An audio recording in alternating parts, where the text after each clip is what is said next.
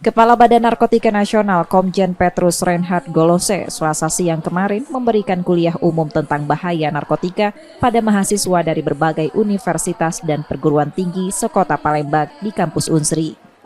Dalam kuliah umumnya, Kepala BNN menyebut Sumatera Selatan merupakan daerah nomor 2 peredaran narkoba di Indonesia. Hal itu karena tingginya permintaan di wilayah Sumsel. Untuk menekan peredaran narkoba yang tinggi di Sumatera Selatan, tidak cukup dilakukan penindakan, melainkan melakukan pencegahan dengan sosialisasi yang melibatkan mahasiswa. Kegiatan kita tidak lain dan tidak bukan bagaimana kita menggelorakan semangat anti narkotika. Kita tahu bersama bahwa nilai prevalensi termasuk barang bukti yang ditangkap baik BNN maupun kepolisian dan stakeholders yang lain agak lumayan tinggi di Sumatera Selatan.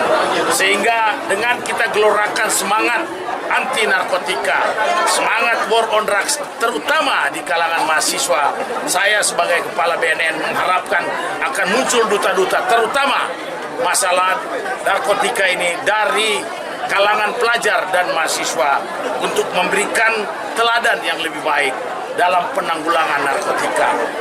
Kalau ada masalah tentang narkotika, pengguna narkotika datang ke BNN untuk rehabilitasi.